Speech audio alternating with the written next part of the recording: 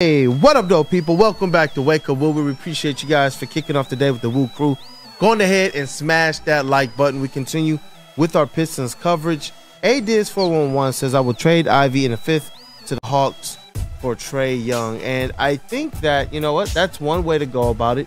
And I know that Justin has prepared a couple other Woodward avenues that the Detroit Pistons can go about it as well, huh? Yes, sir. So are we ready for that? Justin, I'm ready for you, man. We're ready. All right. So let me preface this and by saying there are 4 different avenues as you drive down Woodward. You're going to go into each subdivision, and you're going to take out one player with you. And the goal is that these 4 players will make you at least a play-in team next year with these 4 moves. And so that's where my thought process was with it. So, and honestly, it's whatever way you do it, because there's a bunch of options on here. So let's start off. Avenue 1, we're driving down Woodward. Okay. We take him right, and we surround Cade with a guard who can shoot. And your options there are Malik Monk, Gary Trent Jr., Emmanuel Quickly, Klay Thompson, or Tyrese Maxey. Maxey, if we can get him. Yeah. Tyrese Maxey, if you can get him. Yeah. Up to that point, I was saying, you know what? How you doing that? Klay Thompson, he was a lot better than I believe a lot of people give him credit for. And I do think he's somebody that the Pistons should. If you're seriously considering bringing in shooters, you got to think about one of the best that's ever done it, Klay Thompson. You got to consider it. But if you can get a Tyrese Maxey, definitely you go Tyrese Maxey. Definitely. So that's a little unrealistic, obviously. But I was told by Kool-Aid that there is a possibility with how Philly is dealing with their books. So, but other than that, because that's the unrealistic option, it is a clear favorite of the rest. What would be your favorite other than that one? Ooh, I do like Emmanuel Quickly, man, and Gary Trent. But I like Emmanuel Quickly. Quickly? That's a very interesting option to me.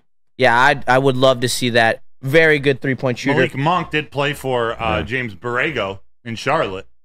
That is true. Oh, Miles Bridges. Get in your bag. But I did see, you know, the graphic going around of the head-to-head comparison between Malik Monk and Jaden Ivey, and it just feels like we're getting the same type of player, just a little bit more experience, and better defense. So it's a matter of really the defense. If you're bringing a Malik Monk, is he a guy that's coming off the bench, or is this a guy that you believe is here and Jaden Ivey is not here? Just something to think about. Yeah. But he is an interesting person, free agent target. Very interesting. Well, we're going to hop back on Woodward. All right. And now we're going to take a left. Okay. And we're going to bring a star wing in here. Hey, finally. Let's go. And now we talk. If you're making a trade for him, because a few of these are free agents, but a couple of them you might have to trade for. Okay. The trade would be Ivy, the 5th pick, 2026 first rounder, and Fournier. They say it one more time.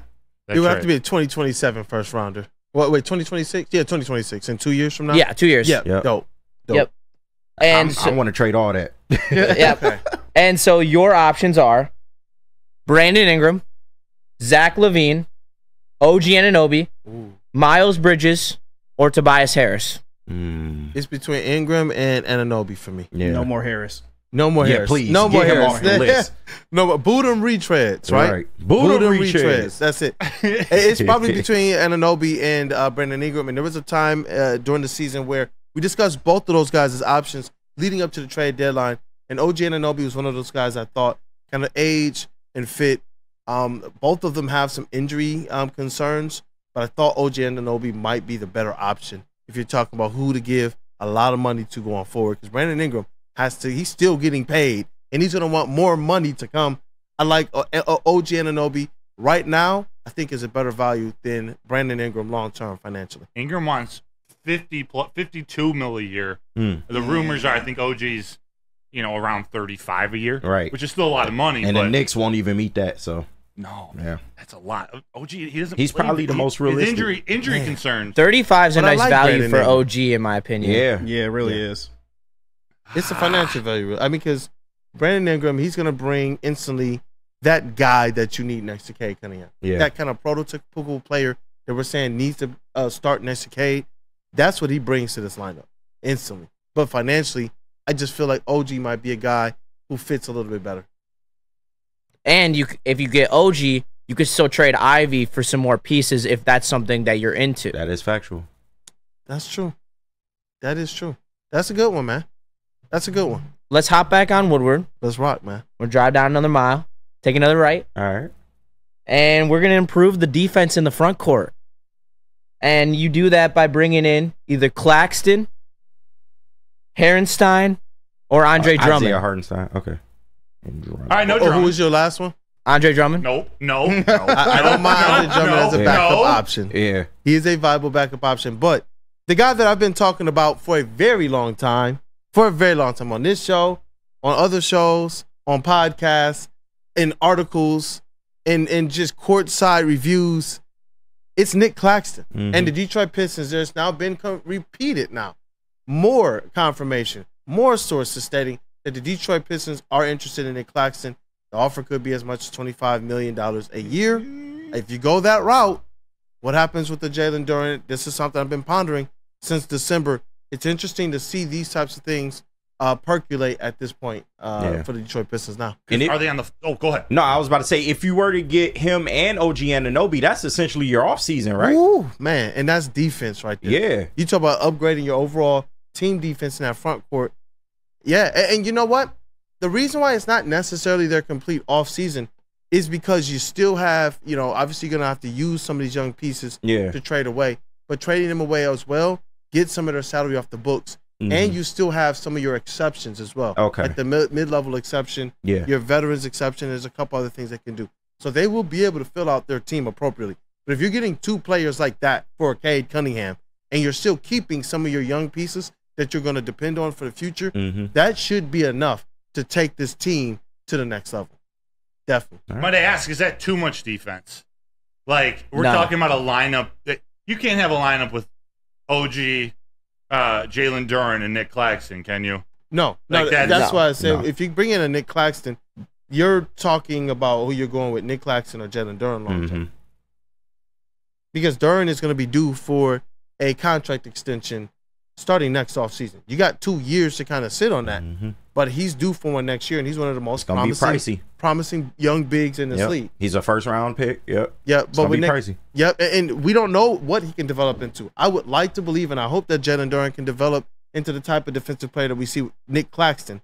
But you don't know. And for right now, in this juncture, you got to ask yourself, and this is what all these decisions are going to come down to, are you waiting on your young players to develop, or are you trying to go and get guys right now that have proven it, even if it's a little bit of an overpay?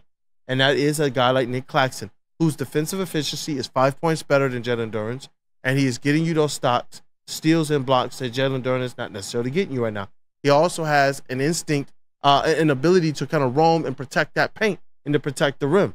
That's something that we have desperately needed. Teams have known that we have not had that down there, and they've been just waltzing down the middle of the lane and finishing at the paint at just really an embarrassing efficiency level for the Pistons.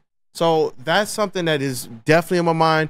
I've continued to ponder it as much as I like, and I love Jalen Duren as a prospect and as a player, and for what he's shown, because you don't get young double-double machines that kind of have the promise and of versatility that he brings to the table.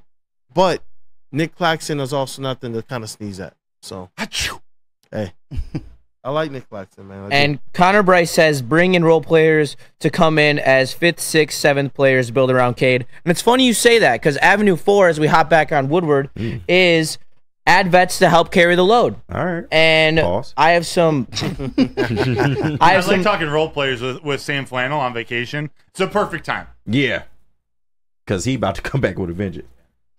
So my first name, as one of my favorites on this list, Tyus Jones, Pat Bev, KCP, Bruce Brown, Malik Beasley, and Spencer Dinwiddie.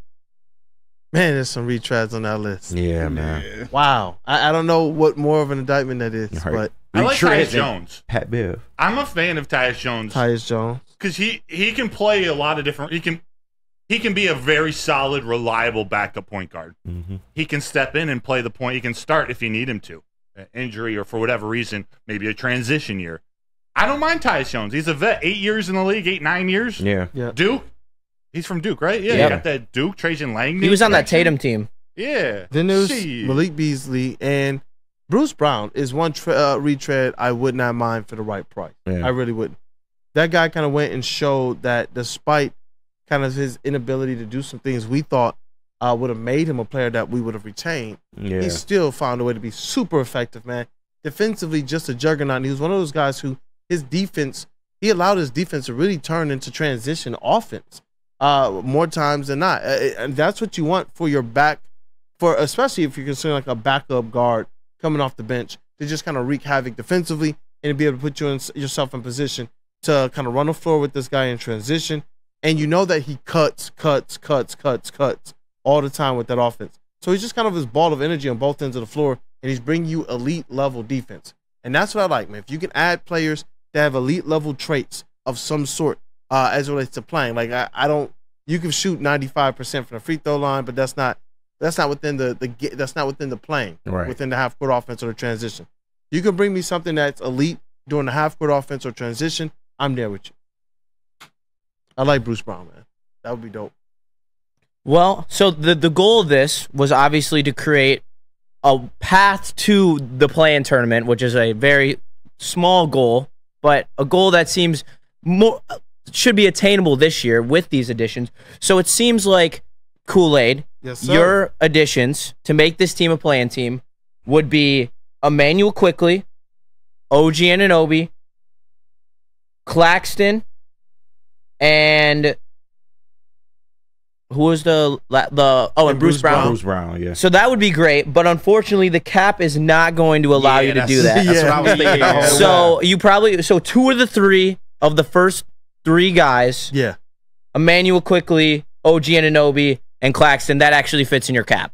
Man, that's not bad. And I'm still sitting here deliberating between OG and Brandon Ingram. Like, if you want a little bit more offense in that, then you got to lean Brandon Ingram. Yeah. And so I'm still thinking about that, man. It's man, I think either way you go with that trio, that's a pretty good trio for the Detroit Pistons moving forward next season. Yeah. And all you're losing effectively is what you said: Jaden Ivey, a couple first rounds, Evan Fournier, and who else? Ivy, and that's it. Ivy, 2 first rounders, and Fournier. That would be a haul. That would be a really good offseason for the Detroit Pistons. It definitely would. Give them a good opportunity to be in that play-in. You got any thoughts on it, KG? No, I agree with your list. The only person that I may differ on, I like Gary Trent a lot. I like that he's a 3-and-D, almost pseudo wing. I feel like he would fit perfect in this system. But everybody else you named would be great additions, man. Yeah. Yeah, I mean, obviously these are all hypotheticals. I'm hoping that Trajan Langdon, as he's coming in here with the different rumors that the Detroit Pistons and different sources that are out there saying that Detroit Pistons are looking at players like a Malik Monk. These are the reason why we're talking about these names. Yeah. These aren't names that are just free agents. These are names that we know that the Detroit Pistons have also been linked to as well. From Nick Claxton to your Malik Monks to your Brandon Ingrams and down the line. OG Anunoby, they've been linked to him for the better part of a year and a half. So these are names that they like. Hopefully they're names that Trajan Langdon and Cole can kind of have a lead on and find a way to get us 2 of those top line guys and then get us one of those kind of depth pieces, those versatile pieces that come off the bench like a Bruce Brown, like a Gary Trent, or someone like that. So I like this, man. Thank you. And what everyone needs to understand is you can't be the Tigers, and you can't minimally add just to try to supplement the young talent. You need to bring in talent that rises your young talent, and you bring in the plethora of talent to make sure that you're not relying on young players to take the next step. You hope they do, and they probably will if they don't have to take the load. Pause. Hey, yo.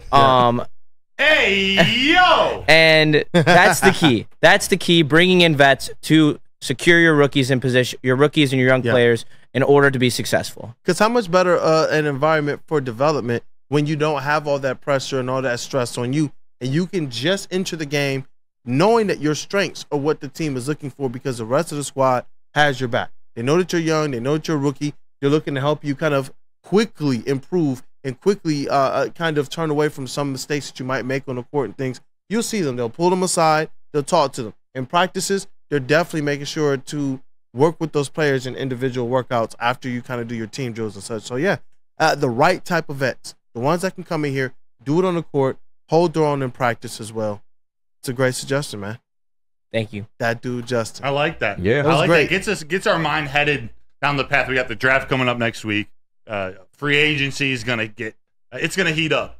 It's going to heat up. So just to paint that picture for us, I appreciate you putting that together, Justin. Good job, bro. That dude, Justin. And I saw a lot of hot air comments in the chat. And just to let you all know, there was multiple rumors of all these names. There's I looked at how they fit in the cap. Like it's not just hot air. Like these are actually like, and like I wasn't saying that we're gonna go after like LeBron or some shit that's like completely unrealistic. Like these are realistic options that you probably will have to slightly overpay for, but they are options. Yep, and you go into this offseason knowing we're gonna have to overpay, but you have so much money, the ability to go and sign a couple of these high-level players, as well as some help utilizing the rest of your cap space, and as well as your exceptions. You can field a roster next year, and that can.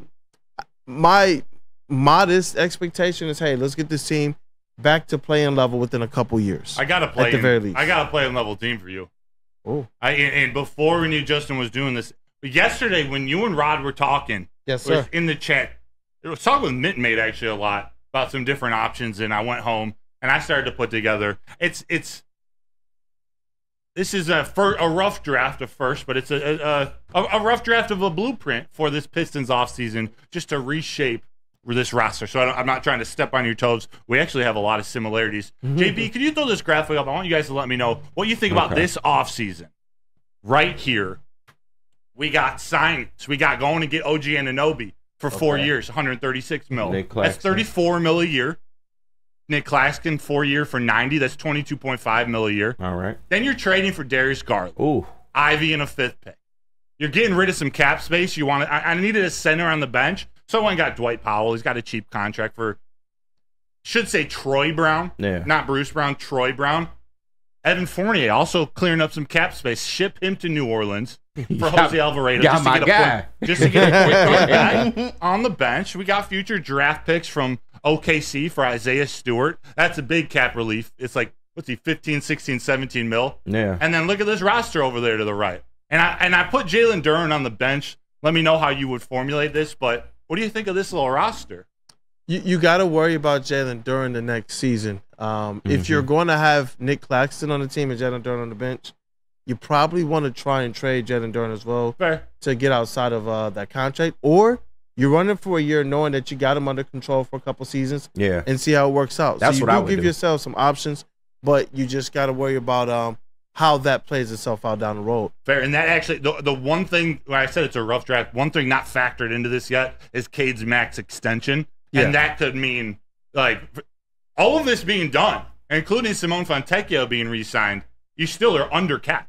Like, they're saying this doesn't work. It would be a good actually offseason. Works. Yeah. This actually works. Yeah. So maybe Duren is that contract that you have to move.